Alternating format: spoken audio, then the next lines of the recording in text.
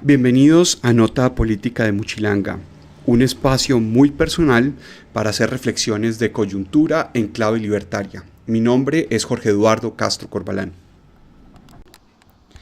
Buenas tardes, buenas noches, buenos días a los amigos de la Nota Política de Muchilanga Audio. Tengo aquí el placer, el honor y el desafío de conversar con el caballerísimo y colega ingeniero Alex Ocampo, que es pereirano, está en este momento en España, pero no se angustien, ya vuelve para Colombia la otra semana. Quizás cuando subamos el podcast falten solo unos cuantos días de su arribo, así es que a los amigos que lo puedan recibir, buenísimo que se agenden cafés con Alex. Y pues bueno, Alex, saludos, ¿cómo le va? Salude aquí a los caballeros y las Hola, damiselas. buenas noches, Jorge Eduardo. Primero que todo, gracias por tu invitación a participar del programa, que me ha gustado. Siempre he sido de tus primeros seguidores y muy contento de poder debatir contigo este primer capítulo de los acuerdos de paz y hablar un poco de las preguntas que se nos ocurren y las respuestas las preguntas sin respuestas que se generan. Y bueno, un saludo para todos aquí en Colombia y a los amigos libertarios todavía más. Claro, y si de pronto hay algunos amigos que no están en Colombia también, que saludos. Si hay alguno en España, que saludos. Que tomen un café. Aprovechen que Alex todavía está allá, para que tomen un café, unas cervezas, se lo emborrachen, vino, sangría. Todo eso lo recibes, ¿no? ¿Cuánto tiempo en España, Alex? 9 años, desde el 2007. 9 años y te vienes en un momento muy importante. Voy a contarles aquí a los amigos, vamos a hacer una reflexión sobre el acuerdo de paz, el capítulo de reforma rural integral, independiente, digamos, de la votación, sí, no, abstención frente al plebiscito en general, pues asumiendo que se va a implementar. Y en asumiendo que se va a implementar, pues vamos a reflexionar un poco sobre el contenido de esta reforma rural integral en clave libertaria. La primera pregunta es obvia, porque eso fue parte de la conversación previa a este audio. Alex, ¿por qué te interesa tanto, te interesó tanto, te llamó tanto la atención conversar sobre este punto de la reforma rural integral? Bueno, la verdad, porque claro, cuando en estos debates el país está muy dividido desde que se anunció lo del plebiscito, entre los que sí, los del no, y acusaciones, y siempre son más, si alguien dice no, pues que tienes que leerte los acuerdos, y lo mismo los otros, y a la final me da la impresión de que son pocos los que le han leído el acuerdo, o si han leído, se lo han leído así de carrera y no han reflexionado en las consecuencias de implementar este primer punto. Yo cuando lo comencé a leer me preocupé mucho porque, ya sabemos que las FARC son de ideología marxista-leninista y ya sabemos un poco que ellos están a favor de las economías planificadas, de planificar el campo, y me pareció que lo que proponen es una planificación del mundo rural, y lo que conlleva también para poder hacerse es de un ejército de burócratas, de una burocratización del campo, y que promueve un modelo ineficiente para el campo también. O sea, entonces me preocupa que la gente no se pregunte si todo lo que está en esas primeras hojas es algo, primero, que sea viable, y que sí se pueda cumplir, porque me parece que es muy difícil que se cumplan muchas cosas de ahí y que las otras que se cumplan tengan los efectos contrarios a los que se esperan. Bueno, pues ahí tú estás, un primer punto de toda esta conversación que me parece impresionante con lo que acabas de decir, es que claro, las FARC tienen esta ideología planificadora marxista-leninista burocratizante, y hace pacto con la Unidad Nacional, que le encantan los puestos, las corbatas y los contratos. Entonces aquí esto más o menos se juntaron el hambre con las ganas de comer, unos con claro, ideología de burocracia y los otros con ganas de meter clientela. Claro, el festival de las hace poco había un artículo, ya me olvidé el nombre, en el que estaban hablando precisamente de que el acuerdo está lleno de la palabra comités para todo. No, y creo que estabas buscando corbatas. Lo que tenemos aquí es un ejército de corbatas rurales. Eso. La reforma rural integral lo que va a crear son las corbatas rurales con mejor PR, como le llaman ahora, relaciones públicas, que ha tenido el planeta. Le vamos a dar un Nobel de la Paz a Santos por el mejor PR para las corbatas rurales. Eso podría terminar pasando, efectivamente. Pero eso tiene que ver con un punto adicional que estabas diciendo aquí, y es que hay como mucha promesa dentro de esas, porque algunos dirán es que la burocracia no es mala y siempre que... ¿Qué ves tú ahí, digamos, de lo que no se puede cumplir en esos, digamos, suponiendo pues que escojan una burocracia no clientelista, no contratista, mejor dicho, no de la unidad nacional, y que escogiendo pues muy tecnocrática, todos ellos uniandinos, impolutos, con maestrías en el exterior, obviamente. Digamos, ¿qué crees? ¿Cuál sería la dificultad en ese proceso? Bueno, habrían un par de ellas. La primera, ellos dicen de querer implementar esto a nivel nacional, y el problema es que a nivel nacional hay muchas partes en las que ellos no dominan y hay otros grupos armados en esos territorios, entonces no sé cómo van a cumplir con todo eso que dicen ahí. Si cuando lleguen estos hombres de corbata a un territorio gobernado por el ELN, no creo que los vayan a recibir con una alfombra roja. Entonces, primero me parece que es imposible llevar todo eso a cada rincón del país. Y lo segundo es que no sabemos tampoco cuánto realmente va a costar todo eso. No sabemos cuántos burócratas vamos a tener, cuánto van a costar los comités. Y hemos visto que el gobierno tiene un problema de déficit público. Entonces, no sé dónde va a salir tanto dinero, mientras que a la vez promueven una economía rural basada en el pequeño y mediano empresario que es ineficiente y no va a generar riqueza suficiente para todos esos sobrecostes. Entonces, a la final vamos a tener que sangrar las ciudades para financiar el campo. Y la consecuencia de eso es una pauperización de los dos sectores, del urbano y rural. Claro, yo diría, no, es que van a ser los pobres de las ciudades los que van a pagar las burocracias bien presentadas en los campos, es decir, las corbatas rurales pagadas por los proletarios urbanos. Pero déjame yo retrocedo un poco al primer argumento, y es claro que esta reforma rural integral no va a tener una implementación en todo el territorio nacional. Es decir, obviamente hay zonas en las que definitivamente, por más de que quisieran todos que ellos entraran con este ejército de burócratas, no va a haber posibilidades territoriales. Es casi difícil ver más allá de las zonas de influencia de las FARC la aplicación de este capítulo, o tú lo ves buscando con ese capítulo irse para unas zonas distintas a sus zonas de influencia tradicionales o por lo menos residuales con las que quedó en este momento.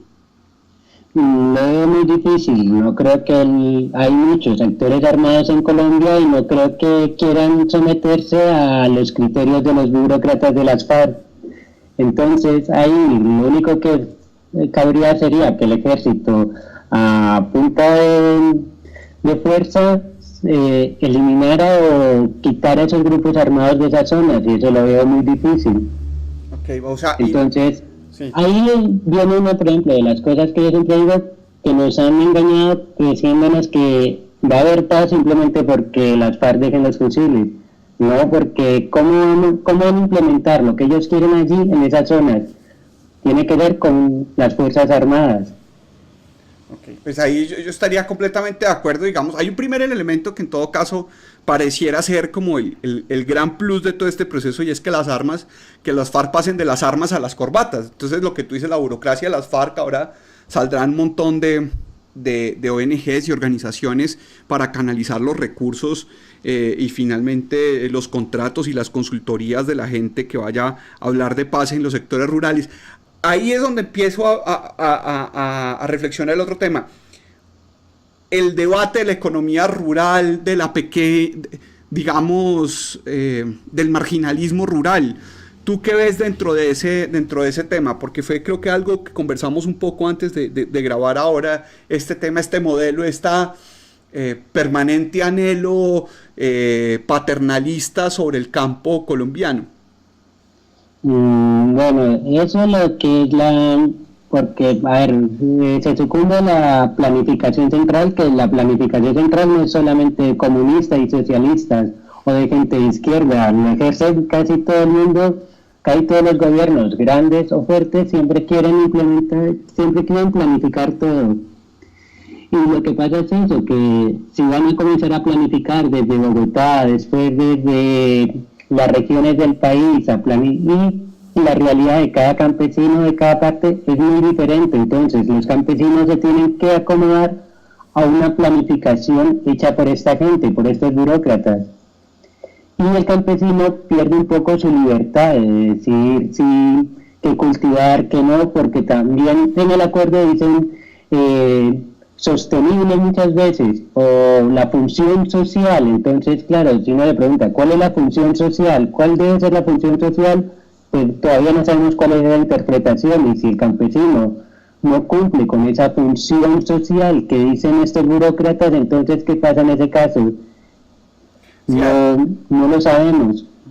Hay unos debates frente a ese tema más adelante, lo podemos conversar, es en la aplicación del concepto que tendría con el tema de la función social, y es la devolución de las tierras que estarían contempladas en el fondo de tierra. Es decir, la función social de la tierra que se le va a dar a los campesinos y de todo esto es que los pongan a producir, pero ¿quién decide si usted no es un verdadero empresario? Si, digamos, los negocios en los que los han metido son negocios de proyectos que vienen desde arriba, entonces la responsabilidad de usted si sale bien o mal el negocio, pues finalmente no es suya. No hay o sea, el negocio en el que se iba a meter se lo dictaminaron las ONGs que fueron a hacer la consultoría, y la plata se la dio el Estado, y el trabajo se lo puso el comandante. Entonces, pues, si quiebra y no produce resultados, le van a quitar la tierra que le dieron. Eso es todo un debate.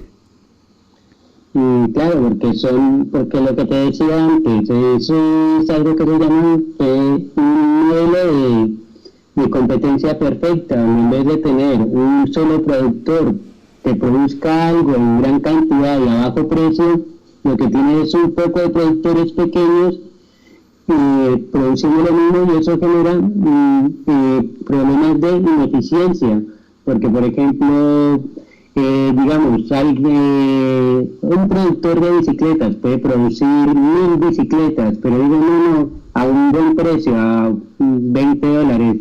Digo, no puede haber un productor que produzca 1000 bicicletas, tienen que haber 100 que produzcan 10 bicicletas. Y claro, si uno solo va a hacer 10 bicicletas, le va a ser mucho más costoso. La bicicleta le va a salir a $40 a $50. Y lo que promueven esto es basar toda la economía en pequeñas y medianas producciones. Entonces lo que vamos a ver es productos agrícolas a un alto costo, que no van a ser competitivos. Me encanta esta línea de argumento, Alex, me encanta, porque estás... No, es que creo que estás desnudando muy bien uno de los grandes problemas de este anhelo ruralista que tenemos en Colombia, y es esta concepción del campesino homogéneo y de la tierra homogénea y de la mini producción homogénea. Entonces, tienes pequeñas parcelas con producciones unitarias, costos unitarios muy altos, sin capacidad de hacer economías de escala en la compra de tecnología, capital o lo que sea, pero también en el tema de fuentes de investigación, con un problema adicional, y es que no hay un bien más heterogéneo que el campo. O sea, no es lo mismo la parcela que está al lado de la quebrada que la que está 1 kilómetro más lejos. No es lo mismo la que está al lado de la vía que la que está 300 o 400 metros subida a la vereda. Entonces, aquí el tema del supuesto básico de campesino rural, homogéneo, pequeña unidad productiva es profundamente antieconómica en todo el sentido de la palabra, porque ni genera costos productivos eficientes, ni el bien primario que usan, que es la tierra, les da para el modelo y para el supuesto de de competencia perfecta, que es el que estás denunciando con una claridad absoluta. Me encanta eso. Oigan, amigos, algún economista que le quiera echar cabeza al tema. El modelo de competencia perfecta y el ruralismo y el anhelo ruralista colombiano. Fracaso de una teoría económica neoclásica. Por ahí habría una tesis para investigar. Me parece muy buen punto, mi doctor Alex, muy buen punto. Muchas gracias. Y lo otro es eso, que no se habla en ningún momento de lo que es una economía de escala. De pronto, para los que no sepan que es una economía de escala, es cuando se busca la cantidad perfecta para producir. Como en el ejemplo anterior, lo de las bicicletas, pues puede ser que para una empresa producir 50 bicicletas, el costo le salga 40, producir 100 bicicletas, le salga el costo sea $30, pero si se pasa de los 100, 120, vuelve y se sube el costo. Entonces, si se produce menos de la cantidad, hay subutilización de la fuerza laboral, de las herramientas, tiempo ocioso de trabajadores, la maquinaria no se está utilizando bien, y si se produce más de lo que se debe, es porque se está sobreexplotando las maquinarias, necesitan más mantenimiento o se necesitan trabajar horas extras. Entonces, en las economías de escala hay que buscar un punto de producción óptimo. Y eso no se consigue con pequeñas parcelitas o producciones pequeñas. Para eso se necesita una producción en grande, donde los costos fijos se minimicen.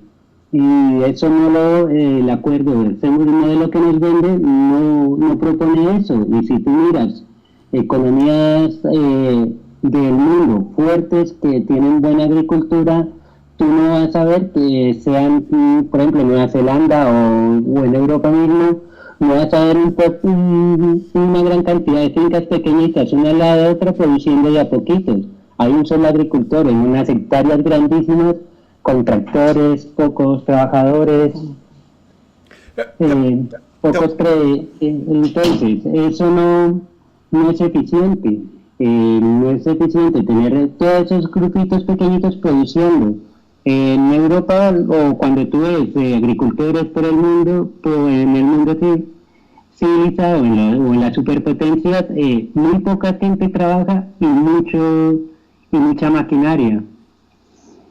Claro, ahí yo te diría, te voy a dar un contraargumento que podrían exponer los promotores del acuerdo en este punto, y es que pues eso es precisamente lo que ellos quisieran evitar con las formas asociativas. Las zonas de reserva campesina actuarían un poco como esta unidad empresarial agregada, lo mismo que estos modelos de asociación, y que ellos serían la unidad empresarial. Digamos que la tenencia sería en este pequeño campesino agente económico productivo, pero en la empresa, digamos, la empresa sería esta otra unidad solidaria o incluso esta unidad territorial que estarían tratando de configurar con las zonas de reserva campesina, y entonces ellos te dirían, no, ahí es donde nosotros vamos a permitir o a desarrollar, digamos, la habilidad de economías de escala y de gestión empresarial. Claro, pero en el mismo acuerdo ellos dicen que van a dar trabajo a todo el mundo y no se puede creer que se va a tener un campo súper productivo con muchos trabajadores. Lo que se necesita es nueva maquinaria, nuevas formas de producir, de sacar. Y claro, con eso no lo vas a conseguir con muchos trabajadores. Al revés, necesitas pocos trabajadores y especializados. Claro, ahí tienen un problema, digamos, grueso sobre como no tienen ningún mercado específico, no hay ningún cultivo en especial, entonces no saben cuál es la relación tecnológica de trabajadores por capital que necesitan. Por ejemplo, si fueran a sembrar piña en las zonas de tierra caliente o si fueran a sembrar papa en las zonas de tierra fría, tienen una mezcla tecnológica de capital y de trabajo distintos. El café tiene épocas de cosecha, jornaleros, no todo el tiempo necesitan gente en los cultivos. Solo hay faenas que son más intensivas en capital. Lo mismo pasa con las fresas, con las frutas en general. Entonces habría que revisar también producto cultivo a cultivo, y no pareciera que hay una inteligencia de mercados muy consolidada en este tema. Entonces ese sería otro de los puntos ahí, pero incluso fíjate que estaba pensando con esto que estabas diciendo del tema de la competencia perfecta y la unidad productiva homogénea, que en Colombia ya se intentó hacer un modelo asociativo a gran escala, y pues tenemos de hecho el campo repleto de modelos asociativos a gran escala, que son los gremios. Es decir, para zona de reserva campesina, la Federación de Cafeteros. No hay una expresión más democrática, integrada, de pequeñas unidades de campesinos en un mercado internacional que la Federación de Cafeteros. Y uno no ve que la Federación de Cafeteros haya podido sortear los niveles de competitividad del café con éxito bajo el modelo asociativo de competencia perfecta en la base. Claro, porque estos gremios homogeneizan todo y son gremios que están más destinados a presionar al gobierno, porque por ejemplo, miremos cada vez que hay un paro agrario en Colombia, ¿qué se hace? Inyectar dinero y a los 3 o 2 años vuelven otra vez a salir a hacer paros y a darles más dinero, y a veces se piensa que el problema es el dinero y no el modelo. Claro. Entonces, ¿qué? Sigue porque tengo ahorita... Como decir... no, tranquilo. No, como decía, creo que era Milton Friedman, que decía que a veces se quiere solucionar problemas simplemente tirándole paladas de dinero, y no. Si lo que fue el problema es el modelo de agricultura colombiano ya no es que sea bueno, y el que quieren implementar va a ser todavía peor que el que ya hay. Y por mucho dinero que se les dé, sin una buena productividad, se va a ir a la basura. Claro, es que ahorita que estás diciendo el tema de las paladas de dinero, pues es claro que el otro elemento de la zona que no aporta nada nuevo, digamos, ni al discurso, pues porque el ruralismo colombiano de competencia perfecta, esto que la Federación de Cafeteros es la zona de reserva campesina más grande que tiene en Colombia, es parte de ese modelo. Y es cuando tienen problemas empresariales, de previsión y desarrollo de capital, pues lo único que hacen es lo que han hecho toda la vida desde la sustitución de importaciones: pasar sombrero al gobierno, subsidios, créditos blandos, créditos blandos. O sea, en el tema financiero no aportan un elemento innovador esa reforma rural integral. O sea... De hecho la agrava porque propone todavía más subsidios.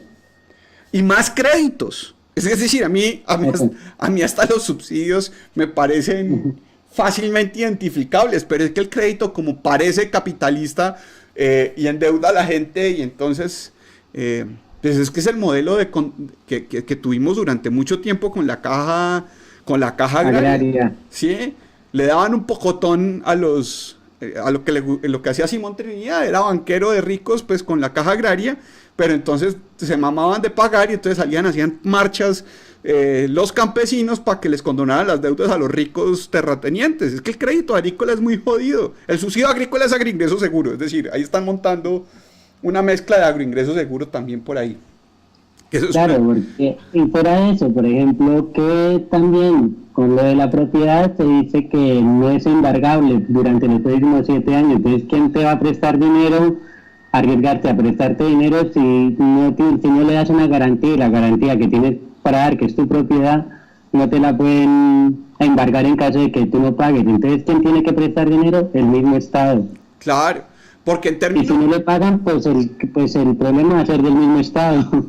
No, y es que ahí me encanta el punto hacia donde lo estás llevando, porque efectivamente el problema de propiedad que tiene el de la reforma rural integral, claro, nosotros como libertarios nos interesa mucho el tema de la propiedad, que la gente tenga escrituras reales de las tierras, pero el problema de la reforma rural integral, el problema de la propiedad está sobre todo en la propiedad privada de las zonas urbanas, que van a tener que confiscar, expoliar, para poder hacer el ejército de corbatas bien intencionadas que van a montar en el campo y todos los subsidios y créditos agrícolas.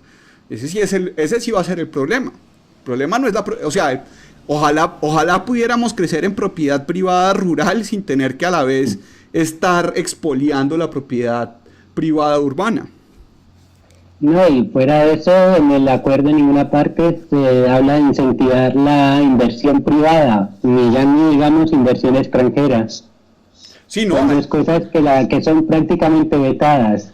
así no, recursos de capital privado y alianza empresarial. Yo creo que por ahí le van a meter algo en algún decreto reglamentario, digamos, donde si un gremio administra un fondo, entonces de pronto por ahí va a haber un subsidio para el empresario. No sé, una cosa de esas truculentas interesantes que los gremios colombianos siempre se pueden organizar para poder administrar los recursos estatales. Claro, y que hacen ellos con una buena parte y el agricultor con lo menos posible, que es lo que siempre pasa con los gremios. Claro, y parece, pues como es que son zonas, los gremios colombianos del campo son zonas de reserva campesina, aquí no hemos evolucionado nada. Entonces parece privado, pero es un negocio, pero la plata es estatal, entonces de privado no tiene sino el legítimo derecho de apropiarse de eso por la derecha, la verdad. Claro, pero yo me sorprende mucho cuando hablan del capitalismo salvaje y para que haya capitalismo tiene que haber propiedad privada, pero si no hay propiedad privada pues no podemos hablar de capitalismo o de culpa del capitalismo. De acuerdo. Pero ahí tú también estabas hablando de unos puntos positivos en este tema del capitalismo o de las cosas que tendría a favor para el tema del capitalismo antes, que yo quisiera recoger de las cosas positivas del acuerdo. Tú estabas señalando el tema de mejorar las condiciones de justicia en las zonas donde hubo conflicto. Es decir, que un elemento, digamos, de la reforma rural integral que todos veríamos como un avance en todo caso, sería mejorar el problema de la resolución de conflictos en zonas rurales. Ese punto es tuyo, la verdad, no es mío.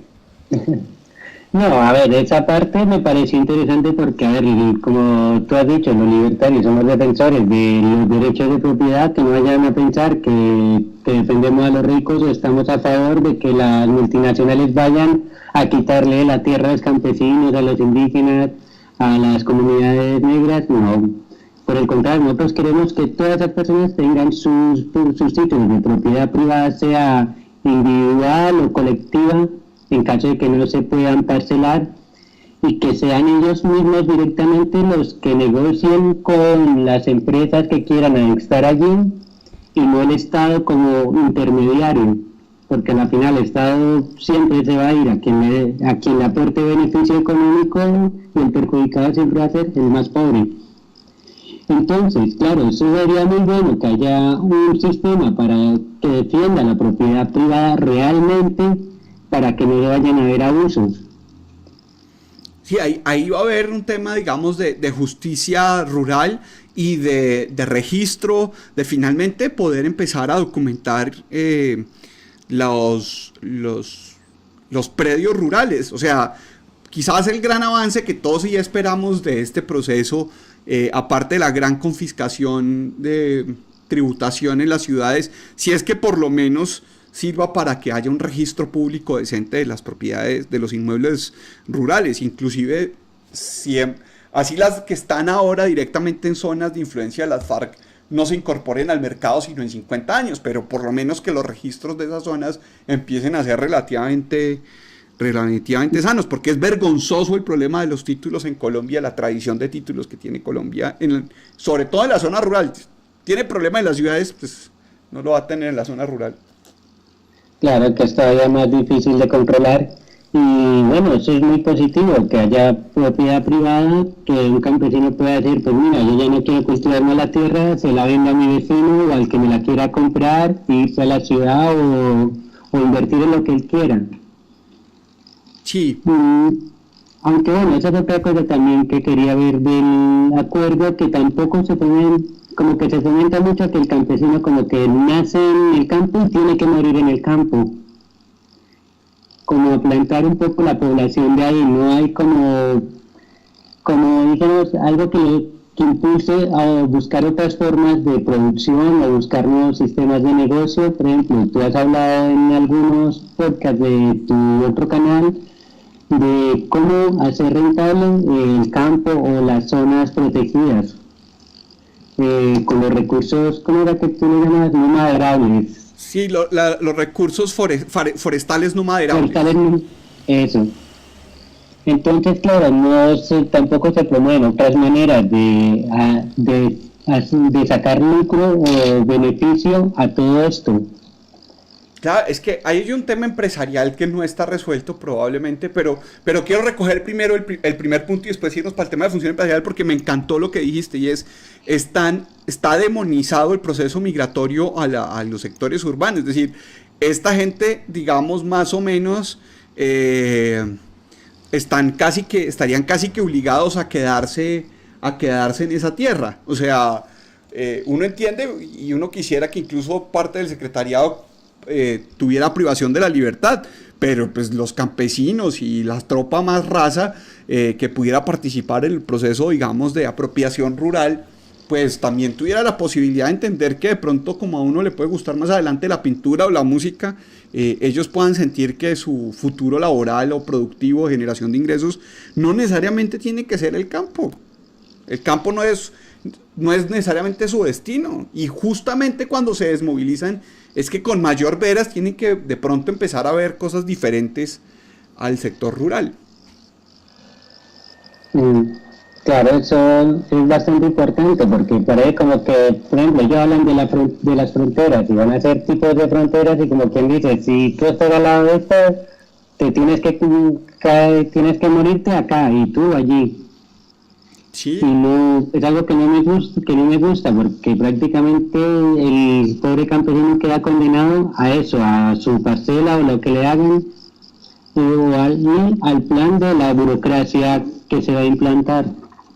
Claro, quedan bajo custodia de la burocracia, porque además la burocracia necesita, digamos, mostrar, no sé si falsos positivos, pero necesita mostrar positivos de mantener a la gente en el campo, dejarla por allá, digamos, eslabonada, donde los costos unitarios de todo, de lo que consumen, de lo que compran, de lo que venden, es más alto. Y yo creo que esa reflexión en Colombia no la hemos hecho de por qué la gente se sale del campo a buscar mejores oportunidades. Es que las ciudades son grandes generadoras de oportunidades, grandes generadoras de ingresos, grandes generadoras de educación, grandes generadoras de cultura y libertad, y pues obviamente la primera, la segunda, la tercera generación se vienen para acá, y nosotros al campo necesitamos enviar ingenieros agrícolas, ¿cierto?, que acompañen campesinos, pero los hijos de los campesinos los tenemos que volver al campo como ingenieros agrícolas, pero con drones, como me estabas contando ahorita, todos esos modelos en España y en Europa de vigilancia de campos y tal, y uno no siente en el acuerdo, aparte, digamos, de sociología trasnochada rural, temas de tecnología e innovación científica en las zonas campesinas. Adopciones tecnológicas agrícolas no las ve por ningún lado uno en el acuerdo. Yo cogí esa Dime. Cuidado, Alex. Dime, ¿aló? Aló. No, que te decía que uno no ve. Su merced estaba buscando ahí el dron y se pegó con él. Claro, me estaba hablando, no, claro, porque no en el acuerdo, como te dije, solamente se pronuncia productividad una vez y ya no se nombra más. Y solamente marginalmente se dice apoyo tecnológico y ya. Sí, el tema de la tecnología está muy mal incorporado, pero por último, hay otra reflexión que yo quisiera, digamos, ya para ir como cerrando, Alex. Hay un tema que a mí me preocupa, el tema de los mercados internacionales y de la globalización. Lo ven permanentemente como en clave de amenaza, en clave de vulnerabilidad, los vulnerables al mercado internacional. Y por Dios, si hay una zona rural que se ha beneficiado de los mercados internacionales, son aquellas que estuvieron produciendo para los mercados del narcotráfico. O sea, los que tienen clarísimo que lo que da ingreso es el mercado global, son las zonas que han plantado coca, y los que con la coca de las FARC han hecho ese tema. Entonces lo que deberían estar es pensando no en producción alimenticia para los mercados de Bogotá, que están... digamos que son súper competitivos, sino cómo nos ayudan a desarrollar productos de agroexportación que reemplacen los cultivos ilícitos, pero ellos son los que más conocen las bondades de estar insertados en los mercados globales de producción agroindustrial. Justamente la coca. O sea, doctor, repláceme la coca por otro producto agroindustrial de escala global, pero es que este tema de volverlos, pues... los generadores de alimentos de las ciudades colombianas. Claro. Es como su papel y ya no más. No, no, pues, hombre, gente que está metida en los mercados más lucrativos del campo, la vamos a meter pues en estos proyectos humanos de mercados en las plazas, en las ciudades, cuando además la gente está pidiendo los mercados de alimentos a domicilio y orgánicos. Ya. Claro, hay que pensar en expandir la agricultura o mirar que otros productos se pueden que no sean, por ejemplo, las flores, otros productos que no sean alimentos, pero que se produzcan en el campo también. Sí, hay mucha cosa que se puede producir en el campo, pues ya de entrada ojalá que pudiéramos legalizar la coca para aprovechar que tenemos sembrado un montón y no tener que jugar con los pobres campos. Es que los van a poner, mira, a mí me parece que va a pasar esto, los van a poner a sembrar lechugas orgánicas porque les van a decir que vendan en Corabastos la lechuga orgánica que se cobra mejor. Y resulta que la mitad de los hipsters de Bogotá que pagan más por la lechuga orgánica la están cultivando en la casa. Entonces, Sí. o sea... Claro, claro, porque lo que pasa es que ellos defienden, que no lo dice explícitamente, pero es algo que ya se conoce, que son los sistemas de soberanía alimenticia, que son prácticamente modelos que proponen que un país tiene que generar sus propios alimentos y no depender y proteger sus alimentos de las importaciones. Y esos son modelos completamente ineficientes, porque en caso de que haya una catástrofe y se pierda, o sea, porque hay una plaga y se lleva las cosechas, una inundación o eso, y ya te quedas produciendo menos de lo que necesita el país y vas a tener que recurrir a los mercados internacionales. Claro, no, y tú necesitas que, hablando del tema de la propiedad privada en las ciudades, la gente que compra en las ciudades les gusta comprar no solamente lechuga ex-FARC, sino quieren saber rúgula de Panamá, o sea... Es que veamos que el mundo tiene mucha... La quinoa, por Dios, hermano, que siembren quinoa, no joda. Que en Colombia no se encuentra quinoa toda la quinoa que compramos es peruana y podemos exportar quinoa desde Colombia.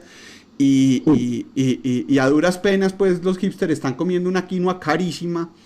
Entonces, estos problemas de soberanía alimentaria, pues no, hasta que no produzcamos quinoa, pues hombre, es que aquí no hemos tenido traducción de sembrar quinoa y nos toca importarlas desde el Perú. Entonces, lo que tú dices, esta lógica autarquista, pues, de que Colombia siembra Colombia, pues, es terrible.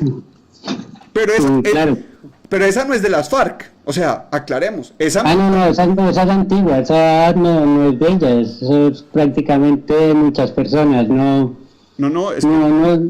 la han traído, pero como es algo que tiene mucha aceptación, porque sinceramente parece un poco lógica, ¿sí? Que cada país busca su alimentación, pero ya si analiza a fondo, pues se da cuenta de que realmente es un despropósito condenar a los campesinos que tienen que producir justo lo que se consume en la ciudad, en caso de que la productividad no les dé para suplir todo lo que se está demandando, pues hay que recurrir a los mercados extranjeros, al país vecino.